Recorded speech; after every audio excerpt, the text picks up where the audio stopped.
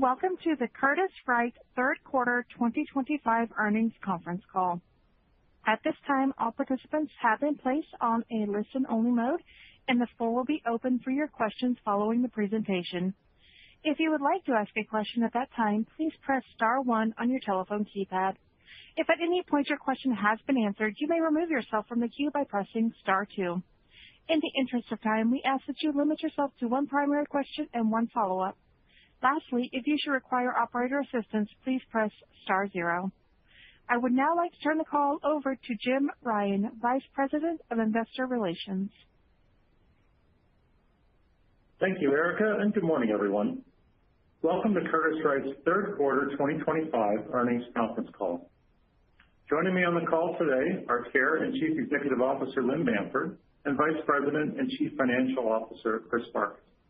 A copy of today's financial presentation and the press release are available for download through the Investor Relations section of our website at curtisswright.com. A replay of this webcast will also be available on the website. Our discussion today includes certain projections and forward-looking statements that are based on management's current expectations and are not guarantees of future performance. We detail those risks and uncertainties associated with our forward-looking statements in our public filings with the SEC. As a reminder, the company's results and guidance include an adjusted non-GAAP view that excludes certain costs in order to provide greater transparency into Curtiss-Wright's ongoing operating and financial performance. GAAP to non-GAAP reconciliations are available in the earnings release and on our website. Now I'd like to turn the call over to Lynn to get things started. Thank you, Jim, and good morning, everyone. As you saw in last night's results, we continue to deliver on our pivot to growth strategy. Our top line is accelerating. We continue to drive operational and commercial excellence initiatives throughout the organization while making focused investments and remaining measured in our approach to capital allocation. Looking ahead, I am encouraged by the positioning of our technologies across the A&D and commercial markets we serve and see meaningful growth opportunities for Curtiss-Wright well into the next decade. Later in our prepared remarks, I'll spend some more time discussing Curtiss-Wright's opportunities for growth within those markets and will provide some high-level commentary on our outlook for 2026. The momentum continues to build, and the team and I are excited about the long runway ahead. With that, I'll turn to the highlights of our third quarter 2025 results. We delivered another strong operational performance with revenue and growth in operating income across all three segments. Overall, sales of $869 million represented an increase of 9% year over year, in line with our expectations and highlighted by 6% organic growth. Operating income increased 14% year over year, exceeding our sales growth and driving 90 basis points of overall operating margin expansion to 19.6%. This translated into a 14% year-over-year increase in diluted earnings per share. This result slightly exceeded our expectations based on improved operational performance and fewer shares outstanding. Free cash flow was $176 million, up 8% year-over-year, reflecting nearly 140% conversion due to higher cash earnings and lower tax payments, while increasing growth investments in capital spending. Regarding our order book, new orders increased 8% and resulted in an overall book-to-bill, providing continued confidence in future top-line growth. Starting with our A&D markets, we continue to experience strong demand for commercial aerospace products, signaling a low risk of destocking as production ramps across the major OEM platforms. In naval defense, we saw higher orders for nuclear propulsion equipment supporting the U.S. Navy's current and next-generation submarine programs. Those increases in demand were partially offset by the timing of orders within our aerospace defense and ground defense markets, where despite some delays due to the extended continuing resolution, within our commercial markets, we experienced tremendous growth in commercial nuclear orders, including 2 new DOE-funded multi-year contracts in support of Idaho National Laboratory and other government sites. This is a small but growing opportunity which leverages Curtiss-Wright's nuclear pedigree and broad portfolio of products and services in support of increased government focus towards commercial nuclear. We continue to experience solid demand for aftermarket equipment supporting plant outages and restarts, in addition to new development contracts supporting SMRs. Overall, the continued growth in orders builds on Curtiss-Wright's already strong backlog, which is now up 14% year-to-date, reaching a new record in excess of $3.9 billion. Regarding our updated full-year 2025 guidance, our strong year-to-date performance and growing backlog have provided confidence to once again raise our overall outlook for sales, operating income, and earnings per share. We now expect sales to increase 10 to 11%, reflecting the strength within our A&D markets. This, in turn, supports a new range of 16 to 19% growth in operating income. We continue to expect more than 100 basis points in margin expansion and remain on track to deliver record operating margin in excess of 18.5%. Diluted EPS is now expected to grow 19 to 21%, which also includes the benefits of our increased 2025 share repurchase activity. And lastly, we maintained our free cash flow guidance while accelerating overall capital expenditures to support future growth initiatives, and we continue to expect strong free cash flow conversion exceeding 105%. In summary, Curtiss-Wright's strong year-to-date execution and demonstrated success under our Pivot to Growth strategy ensures that we remain well-positioned to deliver exceptional results for the full year. Now, I would like to turn the call over to Chris to provide a more in-depth review of our financials. Thank you, Lynn. Turning to slide 4, I'll begin by reviewing the key drivers of our third quarter 2025 performance. I'll start with the Aerospace and Industrial segment, where overall sales increased 8%. In the segment's commercial aerospace market, growth was driven by continued strong demand supporting increased production on both narrow-body and wide-body platforms. In aerospace defense, we experienced modest growth for sensors and surface treatment services supporting both domestic and international fighter jet programs. Within the segment's ground defense market, our results reflected increased EM actuation sales supporting ground-based mobile launcher systems for the U.S. Army's IFPC program. In the general industrial market, sales were flat overall despite the ongoing macro challenges affecting global industrial vehicle markets. And turning to the segment's third quarter profitability, operating income grew 17%, while operating margin expanded 140 basis points to 18.6%. These strong results were driven by favorable absorption on higher A&D sales, restructuring savings, and a more favorable mix of business. Next, in the Defense Electronics segment, sales growth of 4% exceeded our expectations, mainly due to the timing of tactical communications equipment revenues within ground defense, as some revenues and deliveries accelerated into the third quarter. Within the segment's aerospace defense market, growth for embedded computing equipment supporting European fighter jets and domestic UAV programs was partially offset by the timing of revenue on helicopter programs. Growth in the segment's naval defense market was driven by higher embedded computing equipment revenues supporting both domestic and foreign military customers. In the segment's commercial aerospace market, we once again experienced solid sales growth, mainly for our flight data recorders supporting the FAA's 25-hour safety mandate. Regarding the segment's operating performance, we delivered a strong operating margin of 29.2%, up 270 basis points and ahead of our expectations, reflecting favorable absorption on higher revenues, the benefits of our ongoing operational excellence initiatives, and a more favorable mix of higher margin business. Of note, this favorable mix is mainly due to the timing between the third and fourth quarters, and we expect this to normalize across the remainder of the year. Turning to the Naval and Power segment, where overall sales increased 12%. In the naval defense market, we once again experienced strong revenue growth driven by the acceleration of production on both the Columbia-class and Virginia-class submarine programs. Those gains were partially offset by lower sales within the segment's aerospace defense market based on the timing of arresting systems revenues. And as a result, as we look ahead to the fourth quarter, we now expect a strong sequential increase in revenues for arresting systems products, principally supporting international customers. In the power and process market, our results reflected yet another solid contribution from our INC Solutions acquisition, formerly known as Ultra Energy, driving higher sales to both our commercial nuclear and process markets. On an organic basis, commercial nuclear sales grew more than 10%, reflecting the ramp-up in development across several SMR designs, as well as higher government nuclear revenues. Sales in the process market were down slightly overall, but reflected modest growth in subsea pump development revenues.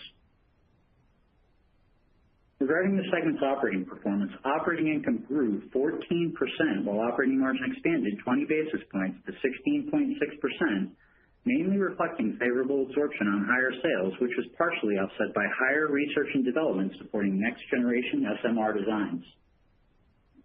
To sum up Curtiss-Wright's third quarter results, the strong top-line performance resulted in an overall operating margin of 19.6%, driving 90 basis points in operating margin expansion. Turning to our full year 2025 guidance, I'll begin on slide 5 with our end market sales outlook, where total sales are now expected to grow 10 to 11%, driven by improved expectations for organic growth across our A&D markets. Starting in aerospace defense, our outlook of 7 to 9% sales growth remains unchanged and continues to reflect strong growth in defense electronics, as well as higher sales of aircraft arresting systems equipment. Within ground defense, full year sales are now expected to grow 7 to 9%, based upon increased EM actuation sales, as well as higher tactical communications equipment revenues. In naval defense, while we expect a sequential decline in revenues in the fourth quarter, based upon the timing of material receipts, the strong year-to-date performance on submarine platforms provides us with confidence to raise our full year sales guidance to a new range of 9 to 11%. Looking more broadly across all three defense markets and based upon our strong backlog supporting key platforms globally, we're well positioned for continued solid growth in these markets in 2026. Turning to commercial aerospace, our outlook for 13 to 15% sales growth is unchanged, and we remain on track to deliver strong growth based upon both the ramp-up in OEM production, as well as increased sales of flight data recorders within our defense electronics segment. Additionally, our order book in commercial aerospace continues to demonstrate tremendous growth, providing increased confidence in our 2025 outlook and our ability to once again deliver strong growth in this market in 2026. Wrapping up our aerospace and defense outlook, we now project total sales in these markets to increase 10 to 11%. Moving to our commercial markets, in power and process, despite some timing between the third and fourth quarters, our outlook for 16 to 18% sales growth remains unchanged. Of note, the continued strength of our commercial nuclear order book now provides us with increased confidence to be closer to the high end of our full year guidance range in this market. Overall, our outlook continues to reflect a combination of strong organic revenue growth as well as a contribution from INC Solutions. And lastly, in the general industrial market, while we continue to expect flat sales in 2025, our team has done a great job positioning Curtiss-Wright to overcome the ongoing global macro challenges facing industrial vehicle markets. Wrapping up our total commercial markets, we continue to target strong full-year sales growth of 9 to 11%. Moving on to our full-year 2025 outlook by segment on slide 6, I'll begin in aerospace and industrial, where we raised the floor of both our revenue and operating income guidance based upon the strong year-to-date performance in our A&D markets. Overall, we continue to project sales growth of 4 to 5%. Regarding the segment's profitability, we continue to project operating income growth of 6 to 9% and operating margin expansion of 30 to 60 basis points, ranging from 17.3 to 17.6%. Next, in defense electronics, we increased our revenue guidance to a new range of 10 to 11%, reflecting solid growth projections across all A&D markets and improved confidence as we close out the year. Regarding the segment's profitability, we now expect operating income growth of 19 to 22% and operating margin expansion of 220 to 240 basis points to a new all-time high range of 27.1 to 27.3%. reflecting more favorable absorption, the benefits of our commercial and operational excellence, and mix on higher sales. At Enable and Power, we now expect sales to grow 13 to 15%, including 7 to 8% organic growth, reflecting our increased naval defense market outlook and our overall strong backlog, which provides solid long-term visibility. Regarding the segment's profitability, we raised our operating income guidance to a new range of 17 to 20% based on the higher revenue growth.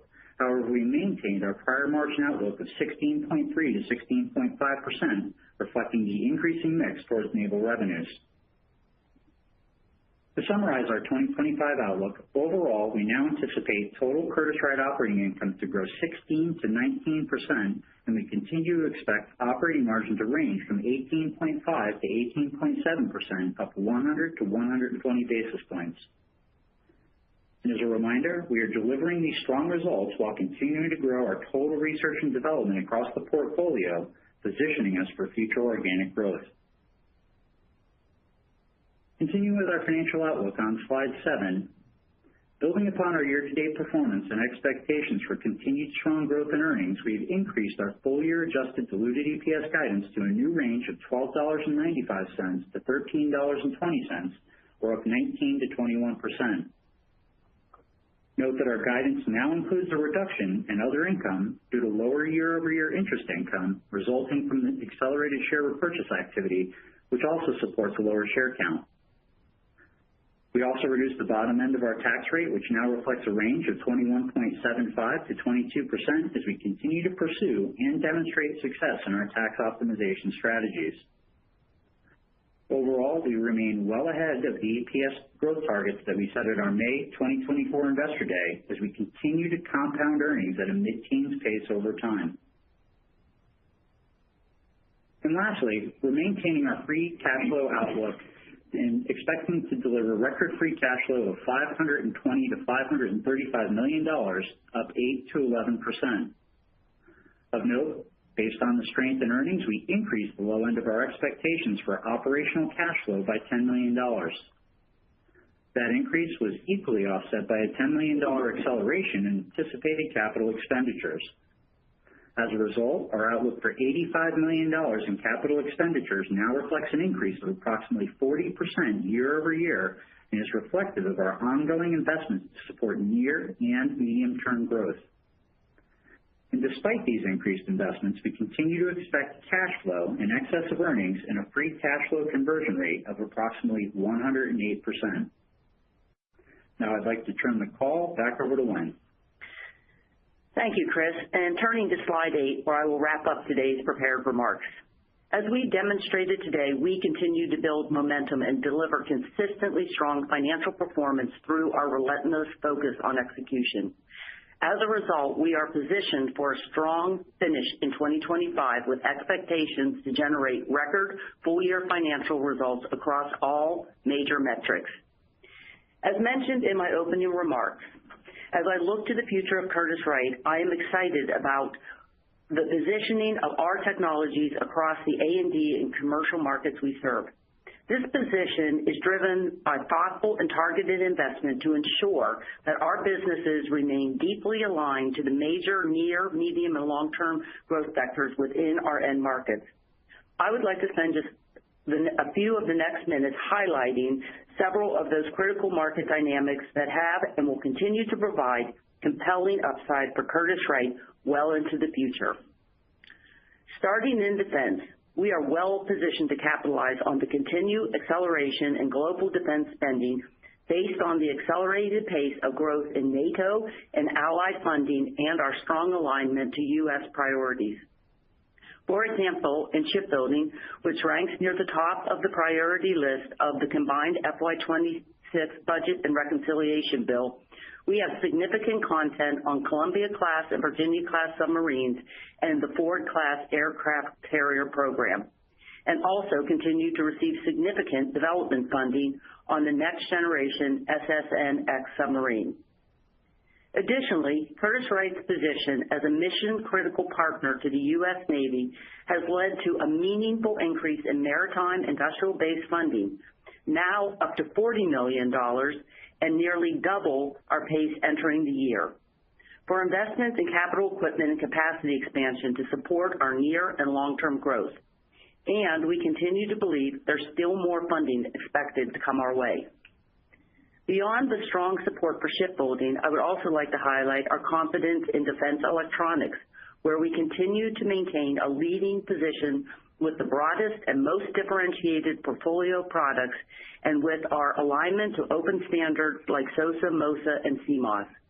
We are investing in and developing a broad range of technologies to support the battlefield of the future, focused on the highest processing capacity, interconnect speeds, and secure communications, which in turn will allow us to secure positions on a wide range of applications at the tactical edge. We also have a great opportunity to support Golden Dome. Curtiss-Wright has the potential to provide numerous solutions across our defense electronics segments, including embedded computing, tactical communications, tactical data links, and EM actuation equipment. Elsewhere, we remain aligned with Rheinmetall to support increases in ground vehicle production throughout Europe with our turret drive stabilization systems, and we were pleased to recently announce Curtiss-Wright's collaboration on the prototype phase of the U.S. Army's new XM-30 combat vehicle program. In commercial aerospace, we have a strong foundation with established content on every Boeing and Airbus platform and remain well positioned to support the anticipated production rate increases going forward. Beyond our existing content, we continue to address our customers' future needs through development of sensor technology in the hottest sections of the engine, EM actuation equipment, and specialized coatings, all of which are yielding new opportunities for growth. And as Chris noted earlier, we are delivering improved cockpit voice recorder solutions to the market to meet FAA and EASA safety mandates for longer recording capacity. While we have yet to define the full opportunity set, this has begun to translate into meaningful revenues this year and is forecasted to accelerate over the next several years to support both retrofit and new build opportunities. Turning to our commercial markets and starting with general industrial. Despite the ongoing global macro challenges affecting the industrial vehicle market, our order book has remained generally stable over the past 12 months and actually inflected slightly higher in the third quarter, which is an encouraging sign heading into 2026. Our team has done a great job navigating the impact of tariffs, driving pricing initiatives, and building upon its leadership positions to generate market share gains, which is enabling us to remain essentially flat despite the declining industry growth rates in this market. In the process market, we continue to drive innovation and diversification of our critical valve technologies to position the business to support future growth segments, such as the LNG market, which is expected to experience a significant surge in production by the end of this decade. In addition, we are developing applications to drive enormous value and savings to customers that operate deep-sea drilling and offshore production facilities. Our first subsea pump was delivered to Shell in the third quarter, while our development, testing, and support activities with Petrobras and others continue to progress. Through the advancement of this new technology, we have an opportunity to win significant new business by the end of this decade. Lastly, turning to commercial nuclear, which continues to play an important role in meeting future energy demands. Curtiss-Wright is very well positioned to support the strong growth anticipated to drive this market over the next 25 plus years. Our technologies are aligned to support the entire life cycle, both in new build from AP1000 reactors to small modular reactors, and in our growing global support in the aftermarket. Our opportunity to reach our Investor Day objectives has been reinforced by the administration's focus on nuclear as a matter of national security. In addition, it is encouraging to see more and more technology companies address their base node power needs and support future data centers through nuclear power.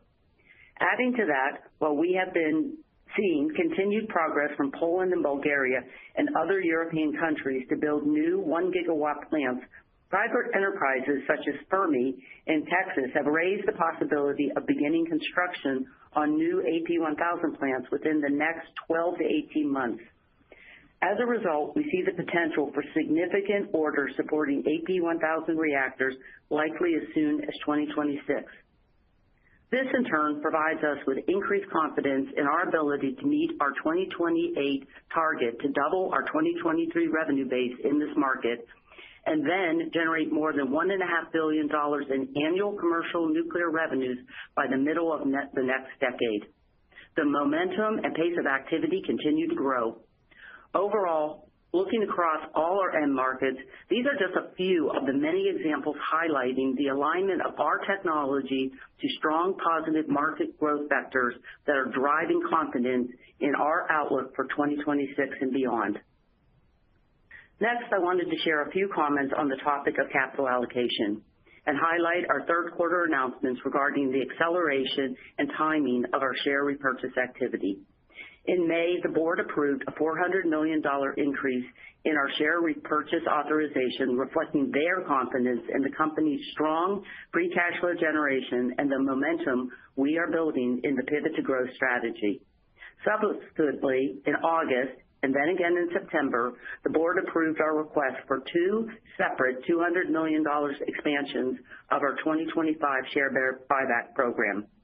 As a result, we are now anticipate a record of more than $450 million in share repurchases this year. We continue to see the value in our stock price relative to the strong growth and earnings potential in front of Curtiss-Wright. Aside from share repurchases, our record free cash flow generation and efficient balance sheet continue to provide flexibility to enable future growth under our strategy, including ongoing investments in R&D, talent and systems, as well as acquisitions, which remains our top priority beyond fueling the core.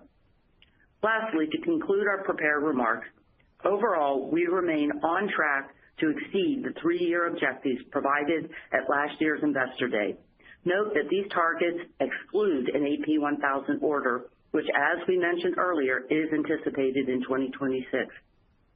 As we look ahead to next year and beyond, the strength of our order book, expanding positions across our end markets, and the contributions from our capital allocation strategy ensure that we are well positioned for continued profitable growth well into the future.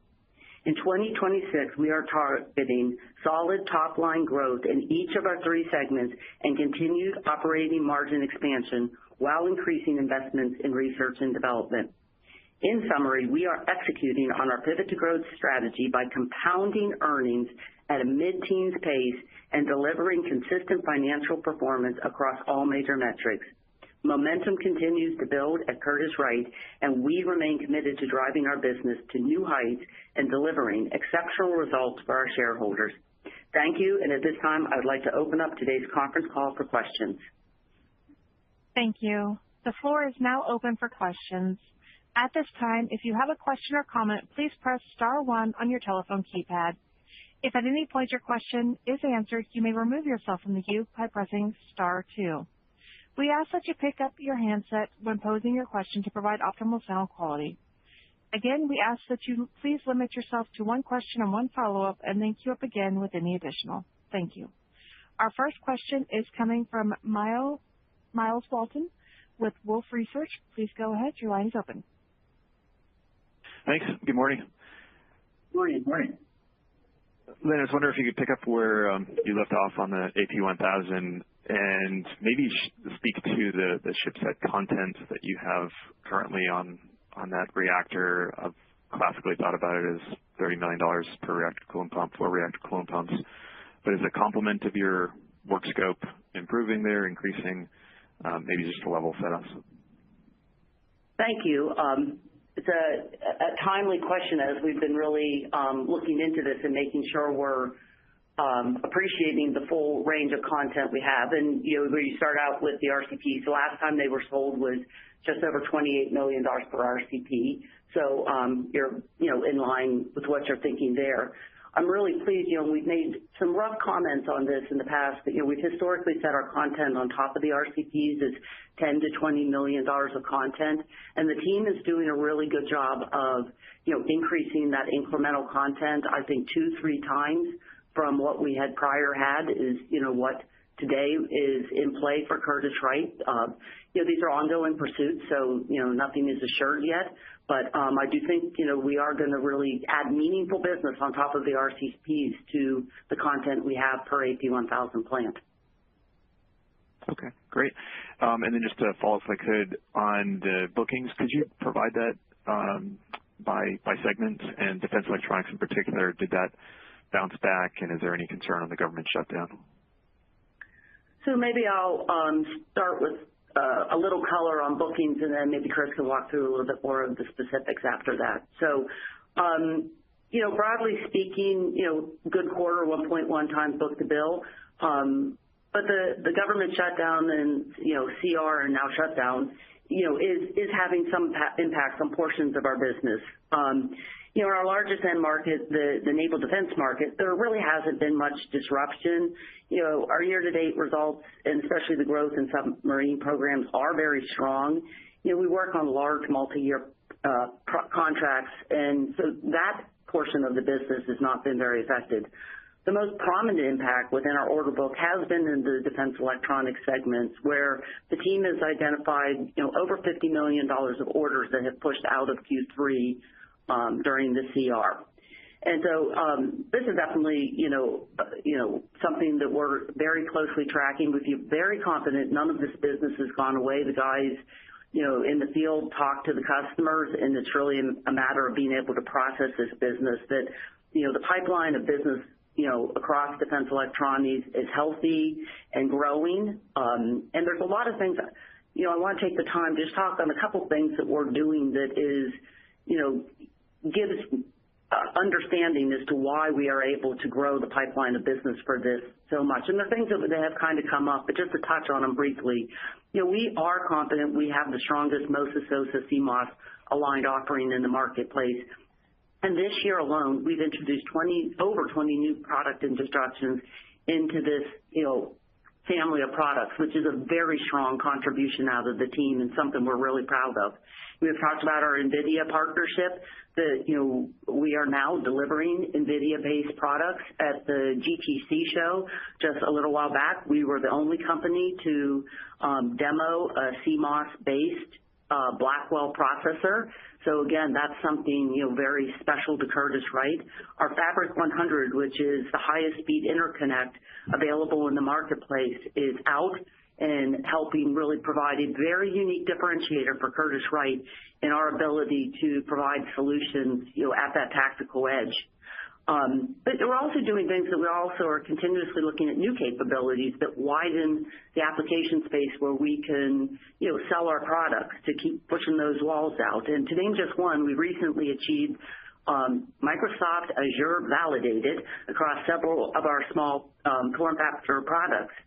And that means these products have been added to the Microsoft Azure locale or catalog, which obviously has a huge customer reach. And so that's something, we're very excited about. And again, another notable capability of taking cloud applications to the tactical edge. So I list those to say these are the types of things the team is always doing that is ensuring that pipeline is healthy and growth in spite of the fact we did see the push out in Q3.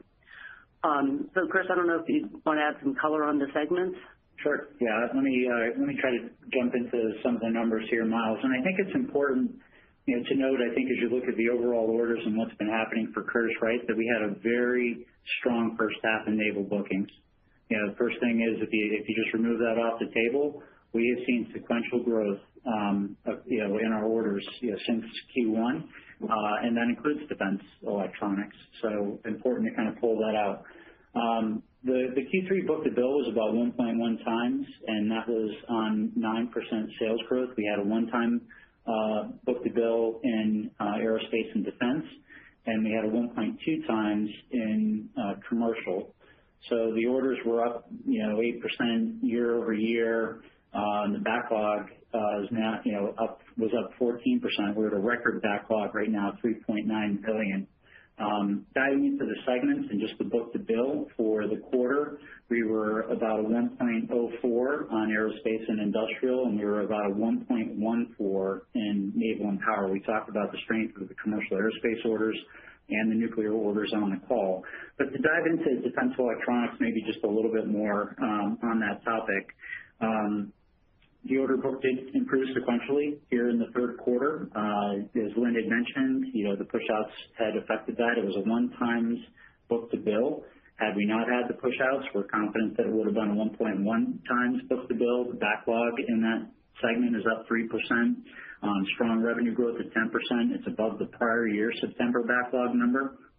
But the book-to-bill has been holding steady at a 1x. So as we look ahead, right now we're assuming that the shutdown is going to get resolved here in mid-November. We believe that once that gets resolved, it's a 30 to 45 day turnaround time before orders begin to resume a more normal flow.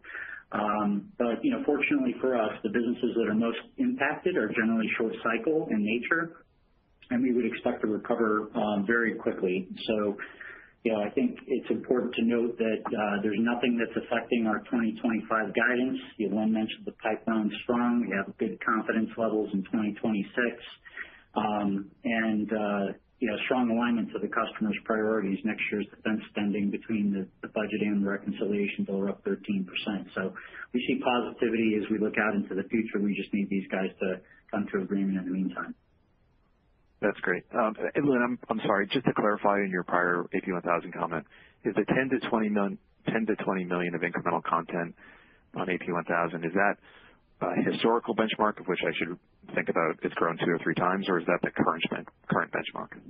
No, that's the historical benchmark, Miles, that we had back in the mid-teens. So. Thanks so much. Sure thing. Thank you. And we'll go next to the line of Kristine Liwag with Morgan Stanley. Please go ahead. Hey guys, good morning. And maybe following up on Miles' question on the AP1000 pricing, I just want to make sure we get it right. When in the past, when you guys looked at your content, so each cooling tower used to be like $250 million roughly dollars, and then so a build with a twin towers would be about $500 million, and I think the Poland one they're doing triplets, so that would be $750 million. So the numbers that you're saying incremental to that, the 2x, 3x, is that off of that specific base, or are we talking about the initial U.S. order from 2007, which is a much lower amount?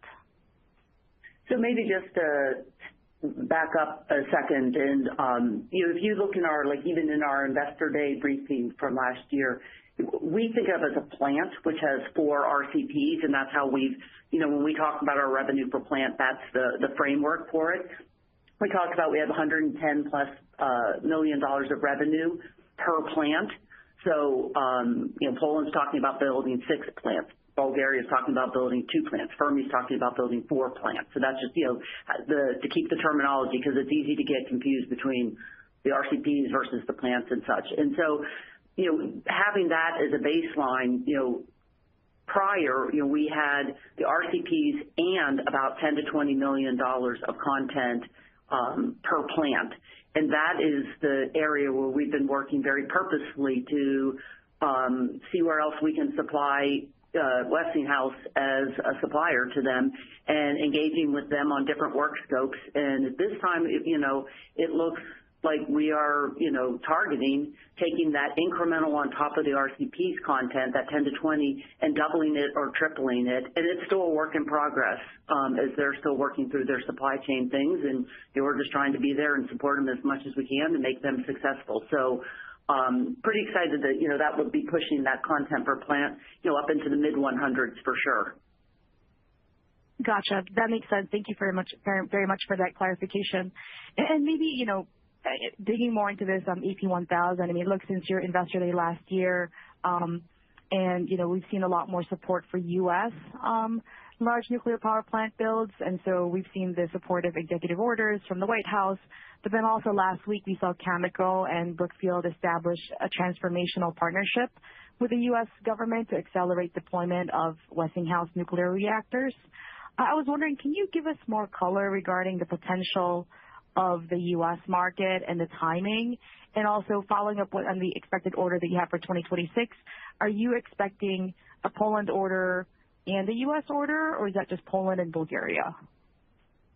Yeah, so, we We work very closely with Westinghouse to try and, this is a fast-moving market, and that announcement was just fantastic to see because it's really the money that needs to really get this machine running. So we were very excited to see that partnership get announced. And then there was also the announcement with Japan of, putting some money into building nuclear in the U.S. And, all these things are sort of taking form, but, two separate, pretty positive announcements in October relative to that. So, really what's in the public knowledge is this funding for these 10 plants.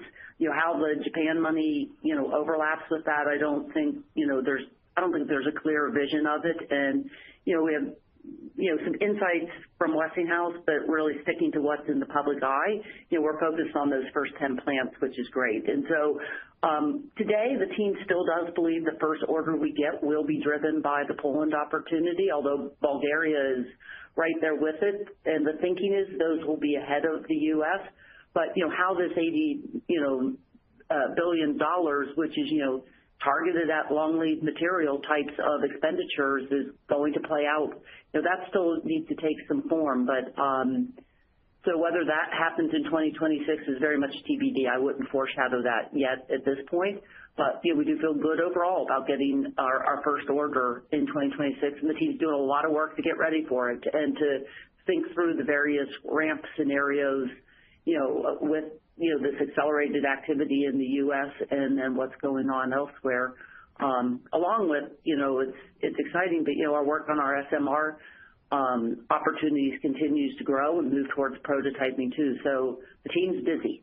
I'll leave it at that. Yeah, it seems like when it rains, it pours. And so can you just remind us, Lynn, what your capacity is to build an AP1000, especially because, right, the U.S. Navy content is also increasing. So just trying to understand what could you produce in a given year, and you had called out, elevated CapEx this year or next year. What is that supporting? Is this in anticipation of commercial nuclear power or the opportunities in the other segments that you had highlighted? Yeah, so, we think of our capacity as 12 or 6 to 16 reactors per year.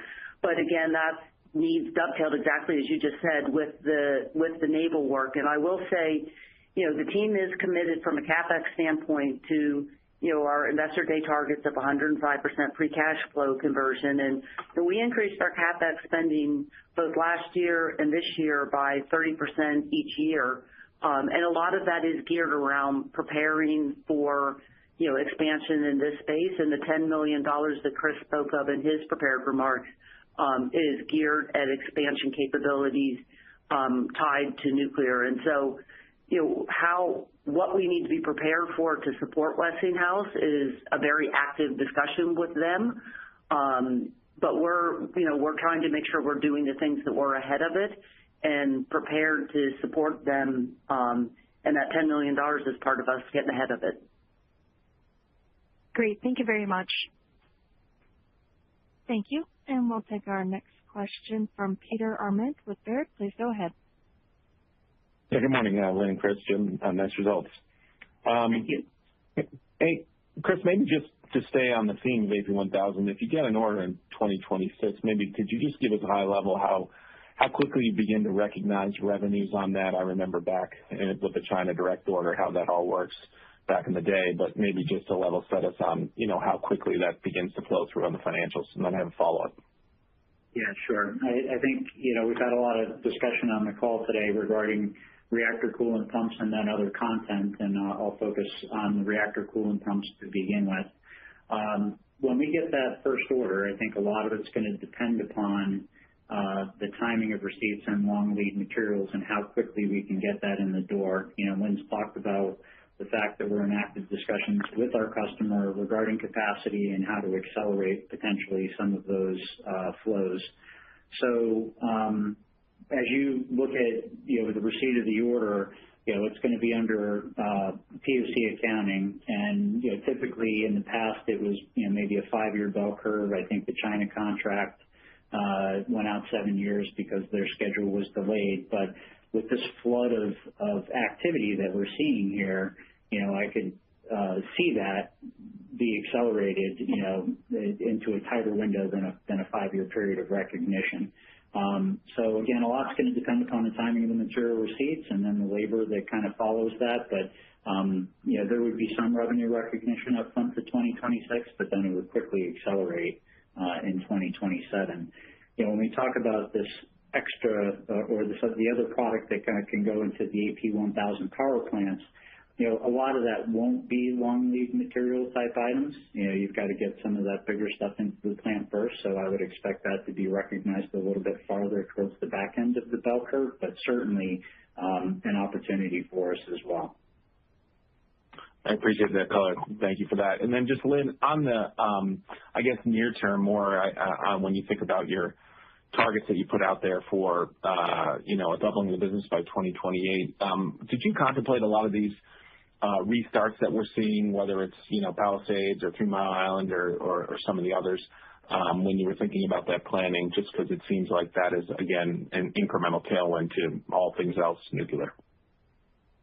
Yeah, I mean, that was, there might have been talk about it, but that was not on the table at a level that we would have had that in how we put together our targets. So, there's a lot of things, a lot of good things have happened since we put our targets out, 15 months ago, 18 months ago, however long it was. It's amazing how the industry has come alive. And, announcements around Europe, the GBN announcement with, picking Rolls-Royce. I mean, there's a lot of things that are incrementally happening, but you're right, that is new. Yeah, this whole AI wave has been something that's been new for us as well. That's a lot of positive momentum. And I would just, remind the listeners is you go back and look at what we provided at Investor Day, and we said we would be doing $1.5 billion in annual commercial nuclear revenue by the middle of this next decade. That really only contemplated the European opportunity at that point in time. So I know we're still several years away from that, the middle of this next decade, but we feel much stronger and more confident in the art of the possible as it was labeled at that point than we did back in May. Appreciate all the color. Thanks, guys. Thank you. And we'll go next to Scott Deuschle with Deutsche Bank. Please go ahead. Hey, good morning. Lynn, are you seeing meaningful retrofit demand for the 25-hour flight data recorder yet, or is it primarily only OEM demand at this point? And then how should we think about the retrofit gross margins on that product relative to the OE gross margins?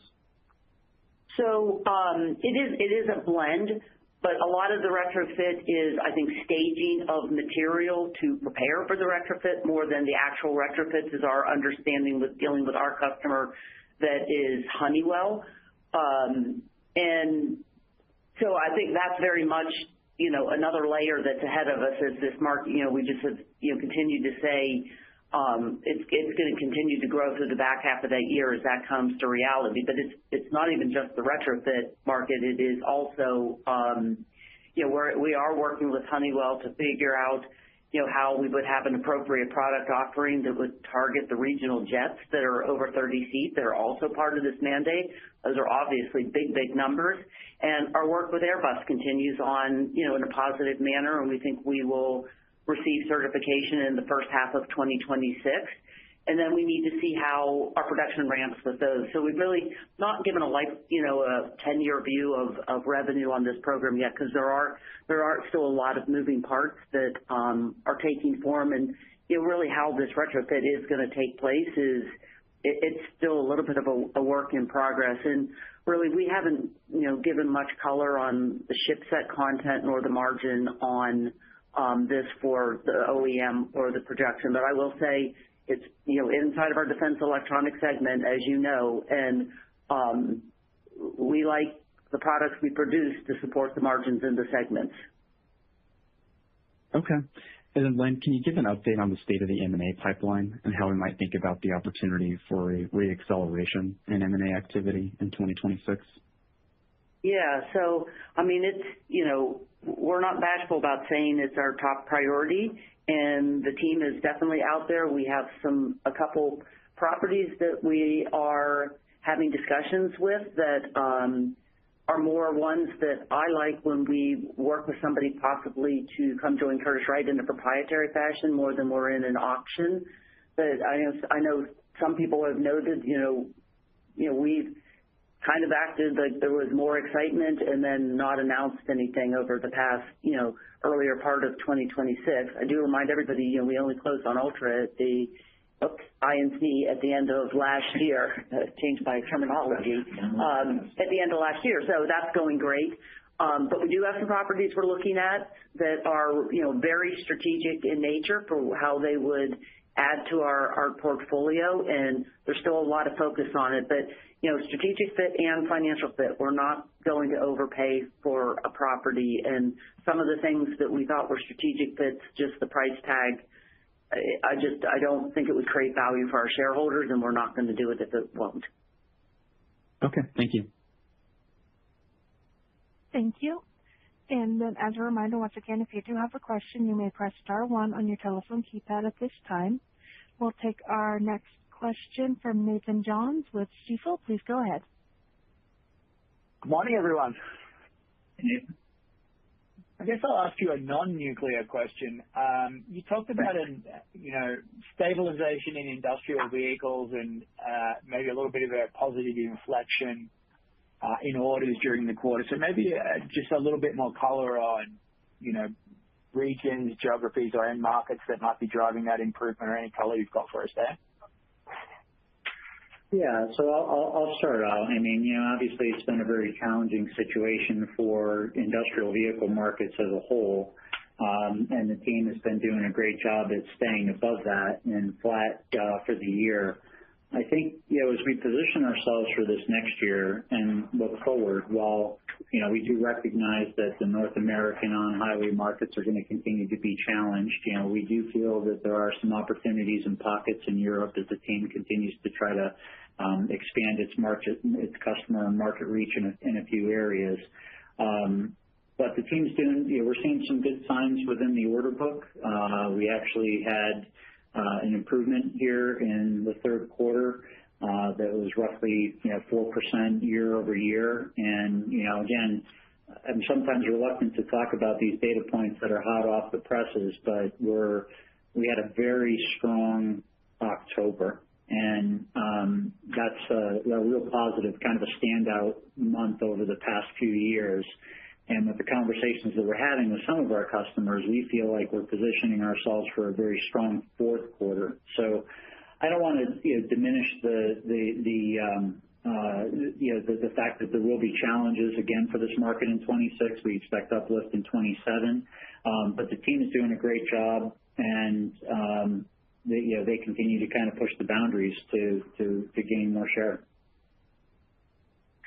Then maybe one just on following up on the government shutdown potential impact. I think historically that's when we've had these kinds of disruption, it tends to make the defense electronics business especially maybe a little more second half weighted once it gets resolved. So I think, Chris, you were talking about, some of the delays being more on the short cycle side. So maybe just any color you can give us on expected cadence through the year in 2026 relative to historical patterns, just based on what's happened so far and what you know so far. Thanks. Yeah. So we have been very focused, over the past few years at trying to make the fourth quarter less dramatic. And I think, as you look at what's happening here in the fourth quarter, we've got a very strong backlog. We raised the bottom end of our guidance here to show a little bit of increased confidence as we go to close out the year in 2025. But to the extent that the government shutdown continues and we have delays in the receipt of those orders, it will take a little bit of time to kind of pick back up. So, I'm assuming that there will be a little bit more pressure on Q1 at this point in time than there would historically, and that'll force this to be a little bit more back half weighted. But we are confident in the orders that are out there and coming our way, and we'll cautiously balance that, against things like advanced buys and other, positions in inventory that'll help us to kind of recover and deliver those revenues to our customers as fast as possible, because I know that, they want the orders, they want the they're equally disappointed with what's happening here right now. So, I would expect there to be a little bit of pressure on Q1, but then we will recover over the course of the year, and we'll continue to try to keep the fourth quarter from being a dramatic data point. Thanks very much for taking the questions. Thanks, Nathan. Thank you. And we'll go next to Pete Skibitsky with Alembic Global. Please go ahead. Hey, good morning, guys. Nice quarter. I want to ask specifically about the Switzerland business and defense electronics, the turret drive stabilization business, because it seems like some of your key customers, like Rheinmetall, for instance, are getting a good amount of new orders for ground vehicles. So I was just wondering if you could talk to kind of the visibility in that business. It seems like the growth outlook could maybe even outperform the rest of that segment. So I was wondering if you could talk that through with us and maybe validate also. I'm assuming that unit doesn't use commercial pricing, unlike some of the rest of DE. Maybe you can clarify that as well. Thanks. So, this is just to put the nature on the team. I mean, they've been part of Curtiss-Wright for, several decades. It's had, periods of strength years gone by. We talked about the Kingdom of Saudi Arabia program about a decade ago when it was on a growth trajectory. And, prior to, the Ukraine war and such, it had been a very slow growth portion of our business. We expected it to pick up, when Europe woke up and realized, what they had for militarized vehicles. And it has been slower than we thought, but it's pretty exciting that it does feel like it has turned a corner and those orders are going to deliver. And we have a very good relationship with Rheinmetall and our their strategitic partner for turret drive stabilization. It was nice, I mentioned in the prepared remarks, the win for the XM30. So, that's a first for them getting outside of the European market. But, Germany's kind of leading the charge of, being committed to ramping their vehicles, and we're very much aligned with them to be participation of that. So, I don't think it's appropriate really to talk about their pricing at this point. They're not subject to the FAR, obviously. And, the product does have applicability into some commercial markets outside of defense. We sell it into toting trains and a couple other end markets. So there is a commercial capability, but I'll just leave it at that. Okay. No, it's helpful. Thanks, guys. Thank you. And we'll take our next question from Tony Bancroft with Gabelli Funds. Please go ahead. Hey, thank you so much. Congratulations, Lynn, Chris, and Jim. Great numbers and great job doing managing this. I just had a bigger picture here. You have four businesses that have very strong growth outlooks going forward. A lot of secular tailwinds for the long term. And you've talked about M&A relating. Can you just maybe sort of just very high level walk me through? These are four big opportunities. How do you see you prioritize them? I mean, you only have so much CapEx that you can probably do and reinvesting in the business. And can you sort of prioritize those for me? So, I think we've been pretty transparent that our CapEx allocation and acquisition focuses over the recent past have been around our aerospace and defense and commercial nuclear markets, and those are priorities for the company.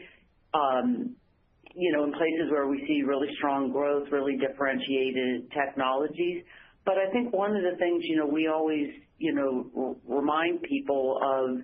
You take just for example, pick one thing randomly, the electromechanical actuation capability that goes into industrial markets. It also is the same capability engineering teams, manufacturing floors that builds this for the aerospace and defense markets. So even though our business, lays on paper as if it has these different buckets and there's isolated pieces from an engineering capability manufacturing standpoint, our businesses are intertwined across those end markets, and it's something we're proud of and pursue, that we've always believed that investing in a technology once and taking it to different end markets is part of how Curtiss-Wright has achieved the margin expansion we've achieved over the past years. And the latest very visible example of that is the flight data recorder technology that was developed over decades ago and for defense applications, and now has this fantastic foothold in a commercial application. So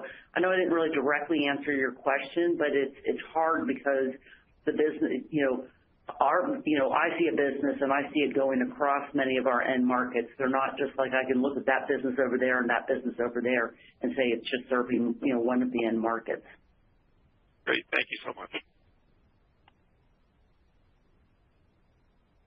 Thank you. And we do have another question. We'll go to Alexandra Manderi with Truist Securities. Hi, this is Alexandra Manderi on for Michael Ciarmoli with Truist Securities. Thanks for taking my question. How are you guys thinking about 2026 in terms of growth trajectory for end markets and margin expansion? So I touched a little bit on 2026 in the prepared remarks that we feel good about driving growth across all three of the segments. So that's, really positive. There's, I try to talk about with, some of the things that are going on in those closing remarks of, what are the market dynamics? What are our technologies that, support? You can look at things in the industry, whether it's the growth rates in commercial aerospace that Boeing and Airbus are talking about, to defense spending, to, all things, nuclear is sort of the ones that are top of everyone's minds that will support that growth into 2026. We do believe we'll be well ahead of our 2024 Investor Day targets, really down the line. And, we're committed to driving operating margin expansion faster than cash, and we'll be giving more specific guide, obviously, on 2026 when we close out the year and have our Q1 call.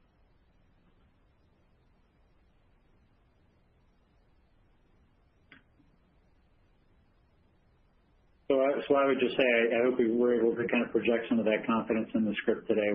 In the areas that we kind of called out, we're excited for what's happening now and as we look out into the future. At this time, there are no further questions in queue, and I would like to turn the floor back over to Lynn Bamford, Chair and Chief Executive Officer, for additional closing remarks.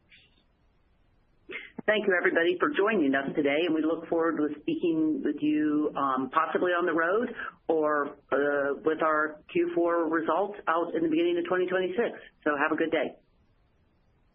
Thank you. This concludes today's Curtiss-Wright earnings conference call. Please disconnect your line at this time and have a wonderful day.